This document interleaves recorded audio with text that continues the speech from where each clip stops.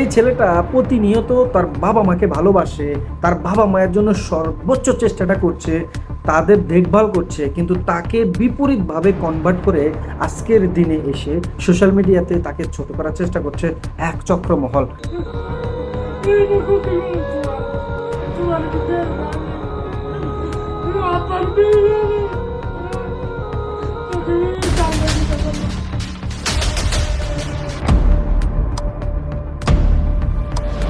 গল্পটা যদি এমন হয় তাহলে কেমন হবে? আপনারা হয়তো অনেকেই নাম শুনেছেন যে ছলনাময়ী অনেক হয়, কিন্তু ছলনার মাঝে আসল ভালোবাসাটা কতজনই বা খোঁজে। বাস্তবতা হচ্ছে এটা যে আসসালামু আলাইকুম, কেমন আছেন দর্শক? আশা করছি আপনারা সবাই ভালো আছেন। রিপুন ভিডিও ইতিমধ্যে আপনারা দেখেছেন যে সোশ্যাল মিডিয়াতে তার একটি ভিডিও পর্যাপ্ত পরিমাণে শেয়ার হয়েছে। সেখানে এইভাবে তার কথাগুলো তুলে ধরা হয়েছে যে তিনি নাকি তার বাবা মায়ের খোঁজ খবর নেন না, কিন্তু পরোক্ষভাবে আরও একটি ভিডিও আপলোড করা হয়। সেখানে দেখা যায় যে রিপুন মিয়া তার মাকে জড়িয়ে ধরে চিৎকার করে কান্না করছে, আর সেখানে তিনি এই কথাটাই বলছে যে আসলেই সত্যি কি আমি তোমাদের খোঁজ খবর নিই না? তোমরা এটা কেমনভাবে প্রকাশ করলে? আসলে এখানে কোন ষড়যন্ত্র লুকিয়ে আছে, আর কিভাবে এই রিপুন মিয়াকে হেয়পন্ন করে তাকে সোশ্যাল মিডিয়া থেকে ছোট করা যায় এমন চেষ্টাই করছে হয়তো অনেক চক্র। দর্শক সঙ্গে থাকবেন আজকের এই ভিডিও জুড়ে, চেষ্টা করব আপনাদের সঙ্গে পুরো ডিটেলস আলোচনা করা। গল্পটা যদি এমন হয় তাহলে কেমন হবে?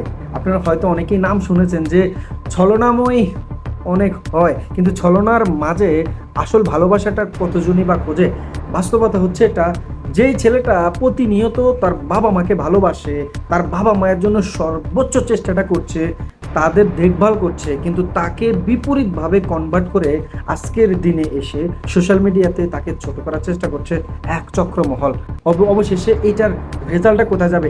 যে ছেলেটা নিজে লিখতে পারে না, পড়তে পারে না, অন্যর সাহায্য নিয়ে তিনি লেখা পড়া, যতটুকু জ্ঞান তার নেওয়া প্রয়োজন, যতটুকু সত্যটা যাচাই করা প্রয়োজন, তিনি ততটুকু নেওয়ার চেষ্টা করে। আর সেখান থেকেই সে যদি বিশাল বড় একটা পোস্ট আপলোড করা হয়, আর সেখান থেকে সে যদি নিজেই বলে যে এই পোস্টটা তিনি নিজেই করেনি, তার হাতে তার যে সমস্ত কাজকর্ম আছে এগুলো তার নিজের হাতে নিয়ন্ত্রণ নেই, অন্য কেউ তাকে ব্যবহার করছে। এইভাবে অনেক বছর ধরে, দীর্ঘ কয়েকটা বছর ধরে কিন্তু তাকে এইভাবেই অনেকে তাকে ব্যবহার করছে।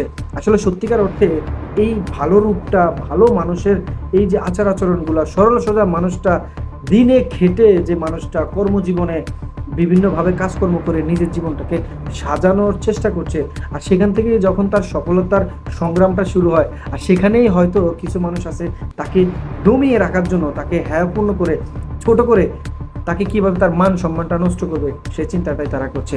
এখানে উদ্দেশ্য শুধু একটাই, হয়তো কিছুদিনের জন্য তার ভিউ, সাবস্ক্রাইবার, যারা ফলোয়ার, যারা তাকে ভালোবাসে তাদের কাছ থেকে তার হয়তো সম্পর্কটা দূরে সরে যাবে এমনটা, কিন্তু না, সত্যিটা যখন সামনে আসবে তখনই আপনারা দেখতে পাবেন যে আসল ঘটনাটা কি।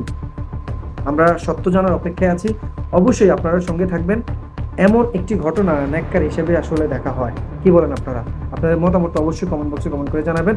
আমরা সত্য জানার অপেক্ষায় আছি, আমরা সেই দিনের অপেক্ষায় আছি যে দিনটাতে রিপুন মিয়া সত্যি সত্যি তিনি প্রকাশ করবেন আসল ঘটনাটা কি হয়েছে, এবং অবশ্যই তিনি এটা নিয়ে কাজ করবেন। অপেক্ষায় থাকলাম, সঙ্গে থাকবেন। আপনারাও ভালো থাকবেন, সুস্থ থাকবেন। যদি ভিডিওটি ভালো লাগে থাকে, ভিডিওতে একটা লাইক দিয়ে চ্যানেলটিকে সাবস্ক্রাইব করে সঙ্গে থাকবেন। ইনশাআল্লাহ দেখা হচ্ছে নতুন কোনো ভিডিওতে।